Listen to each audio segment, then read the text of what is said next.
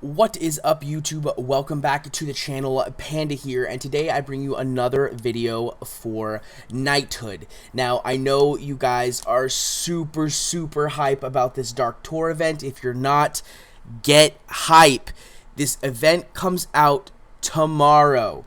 Okay, we have confirmation that the event comes out on Friday. I'm posting this video on Thursday morning, so we're looking at a roughly 24 hours, maybe even less if it releases at midnight. Who knows? But it is confirmed for release tomorrow. Now, I wanted to go over a little bit of stuff. I have confirmed that this event will be very similar to a previous event held back in December of 2019 that was called Wintertide. It was their Christmas event that they did. And so we actually have a lot of the information about the Christmas event on the wiki page that we're just going to look over real quick and see, so we can kind of get a sort of idea of what the rewards look like, what the difficulty of it is going to look like. So let's just get right into it. So as you can see here, we have knights enter the sacred portal and battle goblins and trolls to earn event points, which allocate for rewards. Now, we know in this event, Dark Tour, we're probably going to be fighting Cult and possibly one other. I know for sure Cult, not sure about anything else. So that is definitely a thing. So like I've said in the previous videos, if you don't have a good Cult weapon, get a good Cult weapon. Luckily for me, I mean, I guess it's kind of unlucky. I had to level my green Cult weapon to 23 to get to White Peaks. So I guess it's a little unlucky because it's green, but I have a level 23 Cult weapon for the event. So I'm a little excited to hype about that. But here we go. We have a portal battle mode.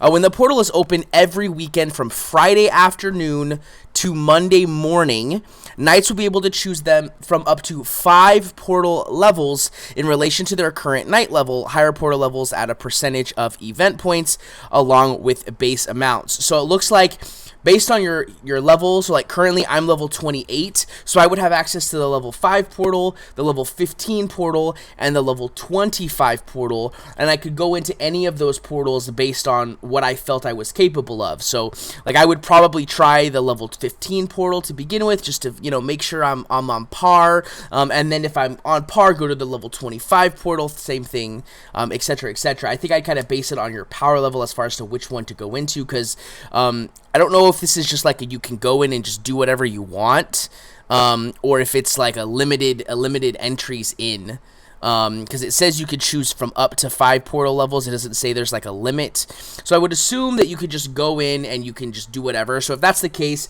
try 15, see if you're good, try 25, see if you're good, try 35, you know, until you get to the one that you know can successfully clear without too many issues. But it looks like you get up to double points if you're level 45, so it'll be easier to get points if you are a higher level. So definitely try to grind out some levels. I think I personally am going to try to grind out to 35 if possible. I am working my way through White Peaks. I've done a couple of the first missions. Like I said, I've gotten to level 28 so far. So if I can get to 35 by the end of the mission and get 70%, that'd be awesome. So if you're real close to one of those brackets, try to push a couple stages, get those levels, so you can get into the next portion of the event for the portal battle mode. So event points in this mode are earned based on the amount and type of enemies defeated, regardless of winning or losing. Okay, so as long as you defeat enemies, you get points. If they run away, you don't get points. So it seems like maybe it's just like you go into this battle mode, you kill mobs over a period of time, and then if you win, awesome. If you lose, you still get those points. So maybe even going in and not being able to kill the big guys would be okay, as long as you can kill a good amount of the enemies. I will definitely have a first impressions of this event and kind of my thoughts about the best way to farm it to get the points that you need. Okay, so definitely look forward to that sometime this weekend. Probably I would say Saturday morning is probably the most reliable.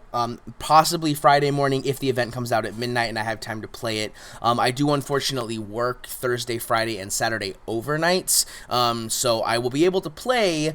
I'm just not able to record or do anything because I'm not at home.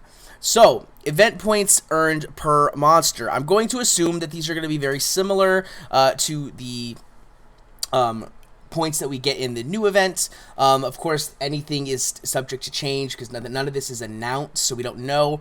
But it looks like Cramp Frosthorn is maybe a boss of some kind, so there will probably be a cult, a boss that you fight that gives you 100 base points, up to 200 based on your level. A Frost and Warrior is 45 up to 90, same with the Alchemist. The Armored Goblin is 20 up to a max of 40, 15 max of 30, 10 max of 20, etc. So yeah, it looks pretty good. I would say that when we do some calculations, I would do the 50%, because I think the majority of the players who are relatively new to the game are probably around that 25 mark. I don't think many people have made it to 35 who started with global launch. If you had, props to you. I have not. Like I said, I'm 28, so you know, I'm going to be calculating all with this 50% mark, because hopefully I'm able to clear 25. So players are given here we go. Players are given 3 free attempts per day until the event ends. Once all attempts are used, 3 additional attempts may be purchased for 80 gems. Okay, so here's the thing.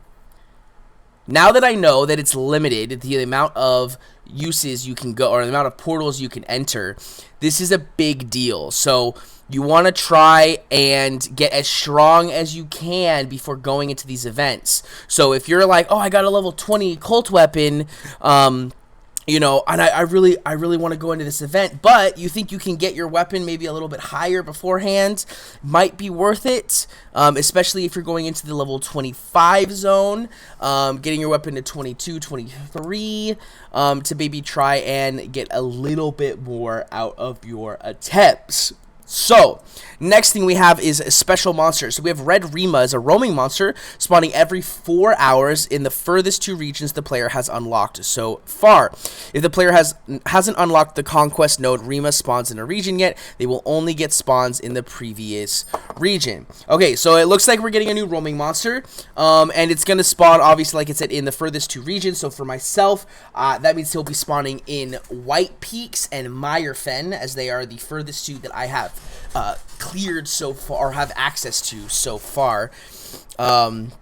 So makes sense, right? Obviously, you know, whatever 2 you have cleared will be yours. Then you have the Cramp Frosthorn, heavy troll that sides with the goblins. Frost and Warrior, light goblin, has a chance to throw weaken and flee. So these are different. They'll be different. I'm assuming their abilities will be different, so don't worry about these. But Lepaludi is a troll guild boss that may be summoned by all guilds. 5,000 event points are offered per defeat, along with usual guild boss rewards. Alright, so this means guild leaders, if you guys are watching this video, you want to make sure that the guild boss you summon during this event is the special guild boss to give you the event points. That means if you can, hold off on summoning a guild boss until the event starts. So I know, for example, my guild, I just summoned a Dagon. We will kill that within 24 hours. I'm going to let everyone know that, hey guys, we're going to hold off on guild boss till the event starts, because we're going to get 5,000 points every time we defeat that guild boss. Now, I don't know if this guild boss is going to have a timer like the current ones do. I'm going to assume it probably does, but if it doesn't, I would recommend you start it back to back to back, because more event points, the better. Alright, event side stories. So it looks like here we're going to get a lot of different rewards here. 1,000 gold, 1,000 event points, 3 manas. I'm assuming these rewards will be similar, maybe not exactly the same, but the things I think that are really a big deal is the gold and the shards for the hero. Lucan, I believe, was the hero for this event, so these shards right here will be for the hero that is coming out with this game mode, which I don't remember his name. Galad or something. Hold on. Let me figure it out. Hero of the Pure. Garen, that's what it is. Garon, whatever his name is. Those will probably be the Garon shards, so you'll have to defeat 10 of one enemy, 5 of another, and 1 of the roaming monsters in order to do that. It's probably going to be the same, like I said, but it looks like you're going to get quite a bit. 3 greater scrolls of heroism, 10,000 golds, guys. Ooh, that could be good. 10,000 golds. 20,000 gold. Dang. Oh, okay, so this one requires 50 enemies killed in the level 35 portal. That's a little unlock Lucan and raise Lucan to level 10, and you get his shards, as well as drops of diligence. So yeah, it looks like we're gonna get a lot of sorry about that. I'm about ready to go to bed. It looks like we're gonna get a lot of great rewards. A Valiant chest, 100 legendary shard dust. Okay. 100 unique shard dust. Okay. Lots of rewards. And then we come down here, and this is the reward tree. So I'm assuming this will be, again, like I said, very similar, if not identical. Probably very similar. I'm sure they'll change things slightly. But for 500 points, you get 1,000 gold. 1,750, you get a gold chest. 3,750, you get a Wintertide chest. 6,500, you get 10 Lucan shards. In this case, it'll be Garen. 10,000 will be the weapon, limited edition weapon. 14,250 will be 5,000 gold. 19,250 equipment chest. 2,500 the hairstyle for this event. 3,150. 15 Lucan shards, 38,750, 100 legendary shard dust, 10,000 gold, 1 winter white chest, 25 shards, 100 unique shard dust, 100 gems, and winter hides hunter's pack. So in this case, whatever the cape is that you get from this event. So it looks like, guys, we're going to get a lot of rewards. One of the biggest issues we've been having right now in regards to bottlenecking is gold. This event looks like it's giving you a lot of gold. Like, let's just go through and count just the gold. So if these workouts be the same, that's 10, 15, 16,000 gold. And then up here, we'll get another, let's see, 20,000. Right, so that's 36,000, 10,000, that's 46,000, 3,000, that's 49,000, and 1,000, that's 5,000 gold, or sorry, 50,000 gold, I'm sorry, 50,000 gold from this event, if it remains the same as the Wintertide event was for rewards. 50,000 gold is a lot of gold, especially if you're early on. 50,000 gold can give you a lot of transmutes. 50,000 gold can get you a lot of charms because you can buy the low-level grace materials to craft higher-level charms. And sorry about that, guys. But 50,000 gold though is that's monstrous. I'm really hoping that these rewards stay the same or get better. 100% down for better. Unfortunately, I don't think this video is going to have any say on what those rewards are because the event, like I said, does come out within the next 24 hours sometime, I'm going to assume. But yeah, guys, this event seems like it's going to be incredibly strong for getting materials, as well as just unlocking some great stuff. I want to go ahead and log over to the game really quickly, and I want to go over the event stuff we have in the news. So we're gonna come down here. So we had a couple teasers that have come out. So here we have The Portal is Awakening, where we talk about the Inquisition and how they are a cult. So this right here verifies that we are fighting a cult, which means our enemies are going to be cult enemies, which is why I recommended building a cult weapon for this event.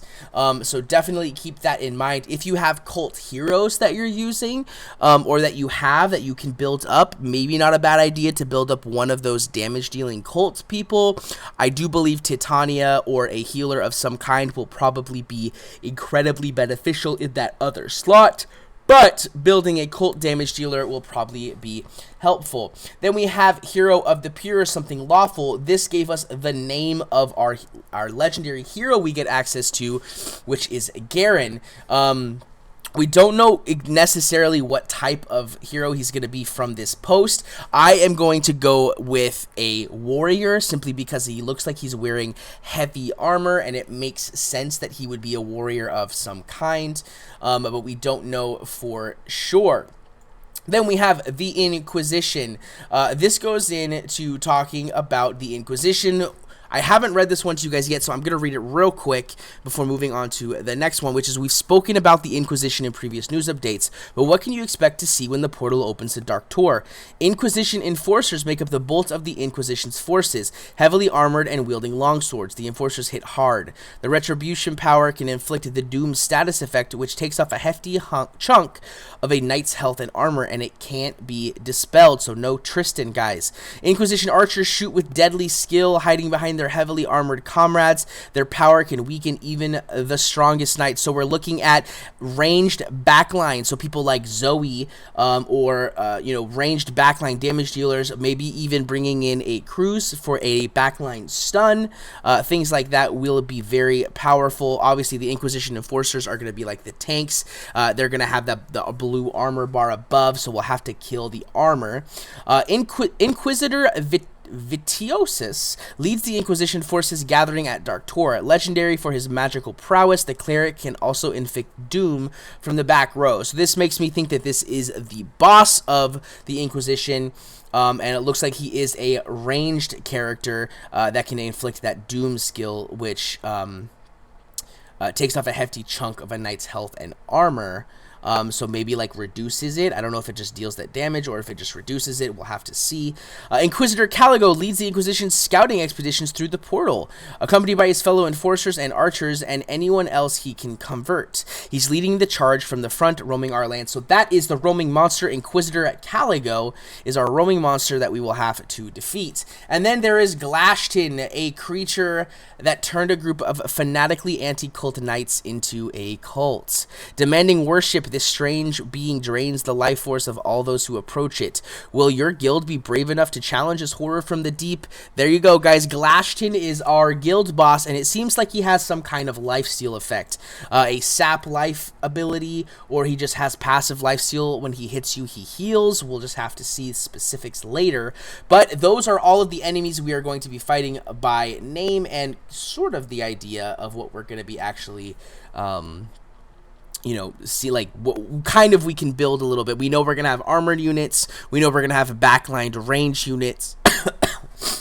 Important stuff there. Armor of the Pure plate is great. Greetings, brave knights. Battling Dark TOR's Inquisition will grant you many rewards. Amongst those rewards is a full armor set, traditionally worn by pure warriors. Due to the Pure's anti-cult mission, the armor is enchanted to be strong versus magical, and due to the Pure's sense of aesthetics, it looks incredibly stylish once fully upgraded. You can see it up there in the top, what it looks like as it gets to each stage. So, I don't know. I believe this gear will probably be given at least a blue tier, I would think. So if you have not already gotten a full set of blue gear, this is a chance to maybe get a couple better rolls. Or if you just like the aesthetics of this costume, you could just wear it whether it's got good rolls or not, you know?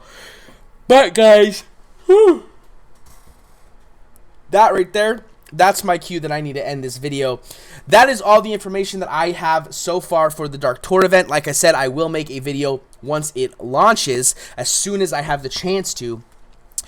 So look forward to that. Guys, we have made great progress on the mission of building this channel. Thank you so much for everyone. Again, let's hit 500 subscribers. So make sure if you are not already subscribed, hit that subscribe button with the notification bell to its right so you can see when my content goes live. If you liked the video, hit a like. If you didn't like it, that's cool. Hit a dislike. And if you want to talk more about this Dark TOR event or give your thoughts on it, leave a comment in the description below and let me know what you think. Guys, I will see you in the next one when we're fighting the Dark TOR event. Peace.